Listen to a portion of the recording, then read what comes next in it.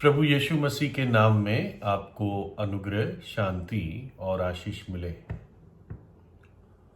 Buenos Eris एक शहर है अर्जेंटीना की देश में जो साउथ अमेरिका में होता है।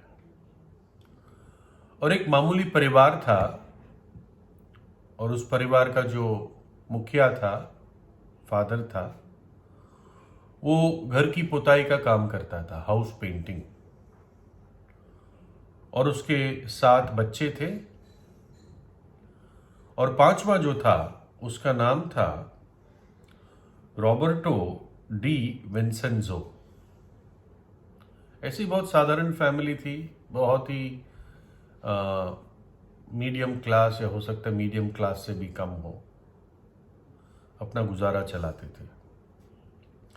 लेकिन ये जो 5वां बच्चा डी विंसेंजो था, इसको गोल्फ देखकर, लोग जो गोल्फ खेलते हैं, ज़्यादातर ये अमीरों की गेम मानी जाती है और इसमें समय भी बहुत लगता है, महंगा भी होता है, गोल्फ क्लब की मेंबरशिप भी आसान नहीं होती है। तो उसको ये गेम देखकर बहुत रुचि लगती थी। ऐसे परिवार से था नहीं कि खुद गोल्फ का प्लेयर बन जाए, और था भी उम्र में छोटा। तो करीब 10 वर्ष की उम्र से वो कैडी का काम करता था। तो कैडी वो व्यक्ति होता था होता है, आज भी होता है, जो हर गोल्फ प्लेयर के साथ जुड़ा हुआ होता है। जैसे हमारे यहाँ कहते हैं ना भाई कि कोई दुकान होती है, चाय की दुकान, तो चाय की दुकान का मालिक कहता है, छोटू जरा यहाँ चाय पहुँचा दे, छोटू जरा बन बटर दे दे, ऐसे करके। तो ये एक तौर से देसी भाषा में ये छोटू होता है, उसको कैडी कहते थे। और ये कैडी का काम करता था और गोल्फ को देखता रहता था। तो क्योंकि 7 बच्चे थे, मतलब इसके और 6 भाई बहन थे, जो सबसे छोटा था वो 2 वर्ष का था। तो ये साथ साथ उस 2 वर्ष के बच्चे को साथ साथ लाता था कैडी के काम में। तो जब भी जो उसका बॉस होता था, जो प्लेयर होता था, जब भी वो आगे जाता था तो इसको उसका बैग उठा के आगे जाना होता था। उस बैग में और गोल्फ बॉल्स होते थे, गोल्फ के क्लब होते थे, अलग अलग क्लब होते थे। और कैडी कई बार सलाह भी देता है प्लेयर को, मॉरल सपोर्ट भी देता है। तो वो बैग भी उठाता था और अपने 2 साल के भाई को भी उठा के साथ साथ चलता था। तो ऐसी मुश्किलों से उसने बचपन निकाली और अपने घर जाके फिर वो एक पेड़ की टहनी और एक क्रिकेट के बॉल से प्रैक्टिस करता था। क्योंकि गोल्फ बॉल तो महंगा होता है, स्पेशल रबर का होता है, उस पर एक मोटी चमड़ी से उसको कवर किया जाता है और सॉलिड होता है। तो अपने घर पे वो एक पेड़ की टहनी और क्रिकेट बॉल से, कॉर्क बॉल से प्रैक्टिस करता था। ये काफ़ी लंबा जिया, 93 ईयर्स।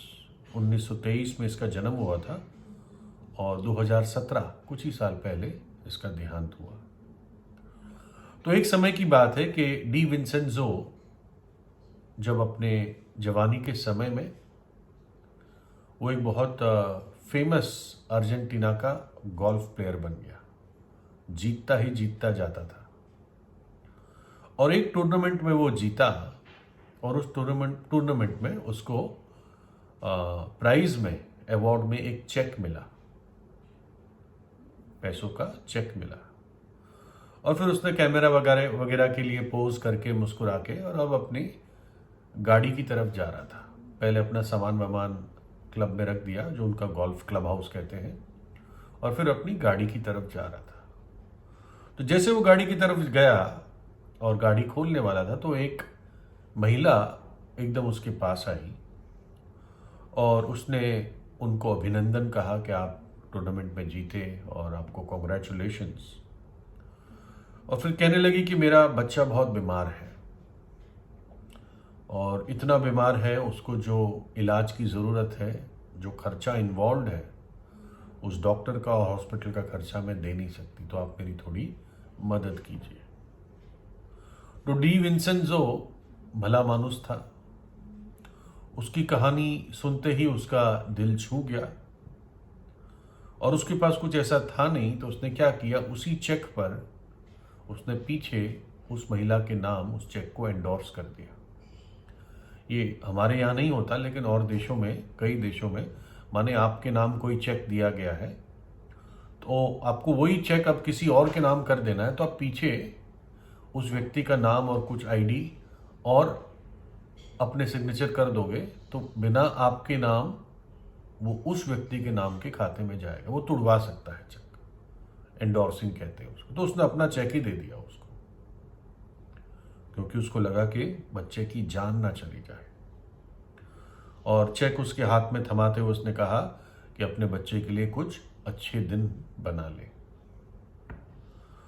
फिर अगला हफ्ता बीत गया और डी विंसेंजो अपने टेबल पे बैठा था उसी गोल्फ क्लब में, तो वहाँ का मैनेजर उसके पास आया और कहा कि मुझे बताया कि जिस दिन आप टूर्नामेंट जीते थे तो गाड़ी के पार्किंग लॉट में एक महिला आपके पास आई थी, मुझे कुछ लड़कों ने बताया। बोला हाँ आई थी।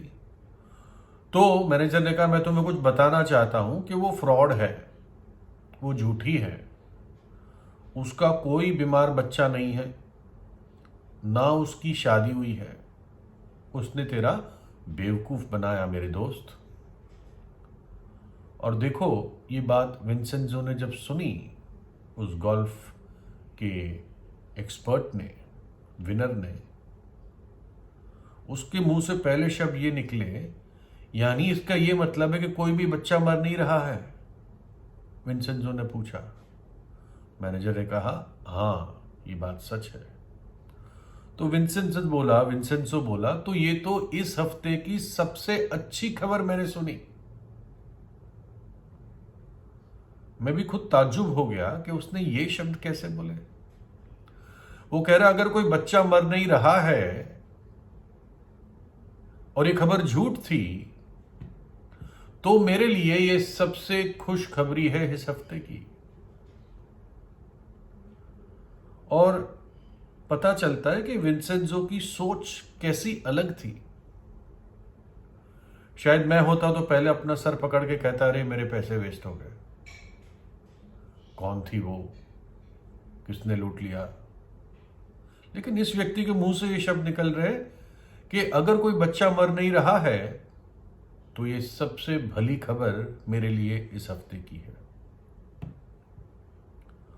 और वो इस बात से उसने कुछ नहीं बोला, ना दुखी हुआ कि मेरे साथ फ्रॉड हुआ, उसने जिक्र भी नहीं किया। शायद उसके मन में ये बात आई भी नहीं। उसको इस बात का बड़ा राहत मिला कि कोई बच्चा मर नहीं रहा। और विंसेंजो को इस स्वभाव से हमें एक परमेश्वर का जो गुण है हमारे सामने आता है। और जबकि मनुष्य परमेश्वर की भलाई को अपना अधिकार समझता है या सोचता है परमेश्वर कुछ नहीं करेगा, हम कितने भी पाप करते जाएं, परमेश्वर तो शायद हमसे कोई मतलब नहीं रखता, वो बस देख रहा है। ऐसा नहीं है। सबोपदेशक 8:11 में लिखा है, बुरे काम के दंड की आज्ञा फुर्ती से नहीं दी जाती, इस कारण मनुष्यों का मन बुरा काम करने की इच्छा से भरा रहता है। परमेश्वर बुरे कार्यों का दंड एकदम नहीं देता, क्योंकि चाहता है मनुष्य पश्चाताप कर ले, क्योंकि वो मनुष्य से प्रेम करता है। तो मनुष्य क्या करता है, वो उस बुरे काम में और लग जाता है। वो परमेश्वर की भलाई को वो उसको अपना हक समझने लगता है। दूसरा पत्रस में लिखा है, प्रभु अपनी प्रतिज्ञा के विषय में देर नहीं करता, जैसी देर कितने लोग समझते हैं, पर तुम्हारे विषय में धीरज धरता है और नहीं चाहता कि कोई नाश हो जाए, वरन ये कि सबको पश्चाताप का अवसर मिले। उसकी इच्छा है कि सब पश्चाताप कर ले और नरक के दंड से बच जाए। परमेश्वर ने सिर्फ एक कोई थोड़ी सी चीज नहीं दी, उसने अपना पुत्र दे दिया। उसके पुत्र को उसने उस कलवरी के क्रूस के बलिदान के लिए दे दिया ताकि हम बच जाएं। और उसने ऐसा नहीं कि उसकी इच्छा नहीं थी और कि उसने कुड़कुड़ाकर हमारे लिए अपना पुत्र दिया या नाराज होकर दिया, लेकिन उसने अपनी इच्छा से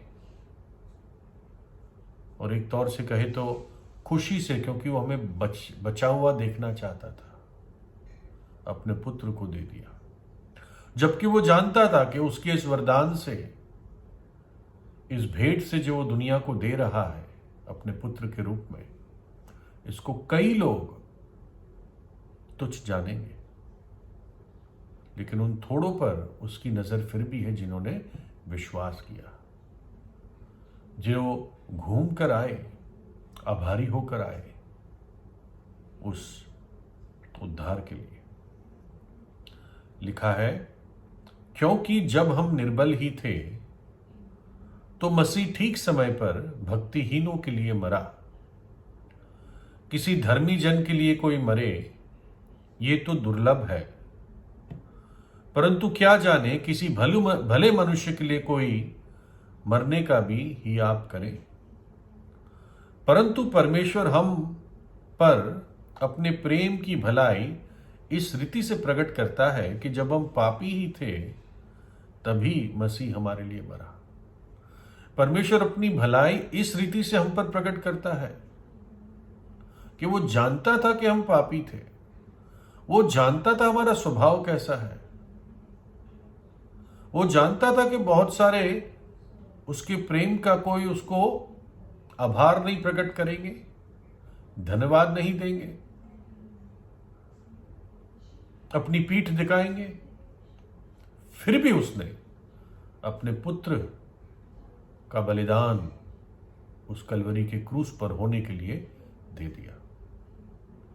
डी विंसेंट तो जानता नहीं था कि ये महिला मेरा फ्रॉड कर रही है, कि मेरा बेवकूफ बना देगी, लूटने का प्लान है उसका। उसको मालूम नहीं था, उसने तो उसकी बात पे विश्वास किया। लेकिन परमेश्वर तो पहले से जानता था कि हम लोगों के स्वभाव कैसे हैं। दावीद कहता है कि मैं तो माता के गर्भ से ही पाप और अधर्म के स्वभाव लेकर पैदा हुआ हूं, टेढ़ा स्वभाव लेकर पैदा हुआ। डी विंसेंजो ने अपना उस चेक पर उस स्त्री का नाम लिख दिया, एंडोर्स कर दिया। तो जब प्रभु यीशु मसीह कलवरी के क्रूस पर गया तो बाइबल बताती है कि हमारे पाप उस पर लादे गए, मानो कि हमारे नाम उसकी देह पर परमेश्वर पिता ने लिख दिए, हमारे पापों को लिख दिया।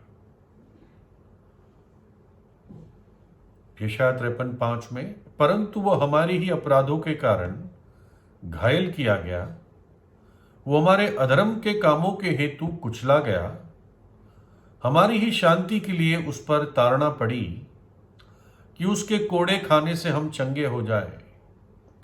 हम तो सब के सब भेड़ों की नाई भटक गए थे, हम में से हर एक ने अपना अपना मार्ग लिया और परमेश्वर ने हम सबों के अधर्म का बोझ उसी पर लाद दिया। हम सबके अधर्म का बोझ, हमारे पापों को, उसकी सजा को, श्राप को उसी पर लाद दिया और उसने सब कुछ चुपचाप सह लिया। वह आप ही हमारे पापों को अपनी देह पर लिए हुए क्रूस पर चढ़ गया, जिससे हम पापों के लिए मर के धार्मिकता के लिए जीवन बिताए। उसी के मार खाने से तुम चंगे हुए। वह आप ही हमारे पापों को अपनी देह पर लिए हुए क्रूस पर चढ़ गया, अपना पवित्र लहू बहा दिया ताकि एक पश्चाताप करने वाले पापी के पाप धुल जाए जब वो विश्वास करता है। वो मृतकों में से तीसरे दिन जी उठा, युगानुयुग जीवित है। डी विंसेंजो की भलाई 93 साल पर पूरी हो गई, क्योंकि उससे ज्यादा जिया नहीं वो। लेकिन प्रभु यीशु युगानुयुग जीवित है। सदा उसकी भलाई और सत्य मेरे और आपके लिए उपलब्ध है। और इसलिए प्रभु यीशु से प्रार्थना कीजिए, उसको अपने हृदय में बुलाए और चक्कर देखें कि प्रभु यीशु कैसा भला है। प्रभु यीशु आपको आशीष दे।